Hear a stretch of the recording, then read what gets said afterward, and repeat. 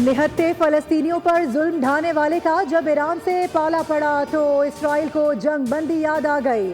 Israeli वज़ीर आज़म ने जंग बंदी का ऐलान कर दिया। नेतन्याहू ने कहा कि दिफा में हिमायत पर डोनाल्ड ट्रंप का शुक्रिया अदा करता हूँ। ईरानी जौहरी खतरे के खात्मे में शराकत पर ट्रंप का शुक्रिया। इसराइल ने ट्रंप की जंग बंदी की तजवीज़ से इत्तफाक किया।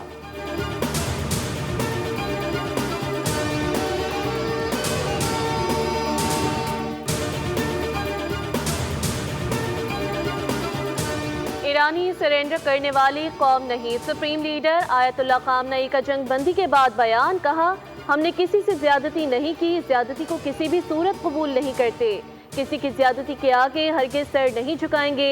ये ईरानी कौम की मंतक है। कमांडर इन चीफ पासदारान इनकलाब का कहना है कि ट्रंप ने दोबारा जारहियत की तो मुंह तोड़ जवाब मिलेगा। कामयाबी और फतह पर मिल्लत, ईरान और शोहदा के अहले खाना को मुबारकबाद पेश करते हैं।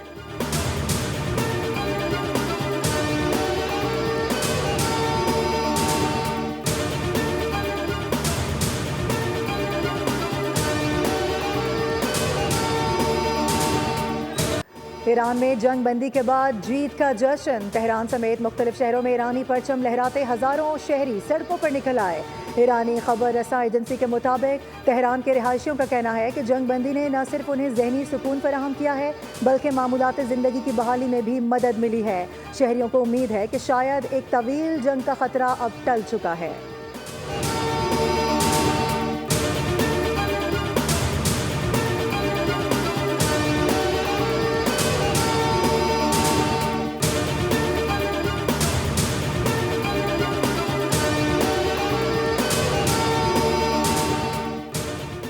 हम ईरान और इसराइल के दरमियान जंग बंदी का खैर मकदम करते हैं। उम्मीद है इस जंग बंदी का मुकम्मल एहतराम किया जाएगा। जंग बंदी में जिन्होंने अहम किरदार अदा किया वो खित्ते में मुस्तकिल और पायदार अमन मुमकिन बनाए।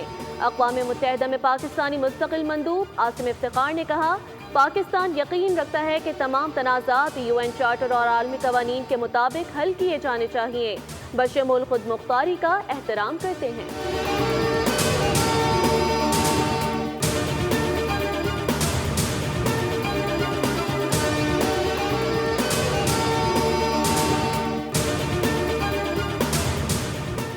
मशरिक़ वुस्ता में अमन के लिए कतर और अमरीकी कोशिशों की सताइश। जर्मन चांसलर फ्रेडरिक मर्ज ने ईरान इसराइल जंग बंदी को आलमी अमन के लिए मुस्बत करार दे दिया।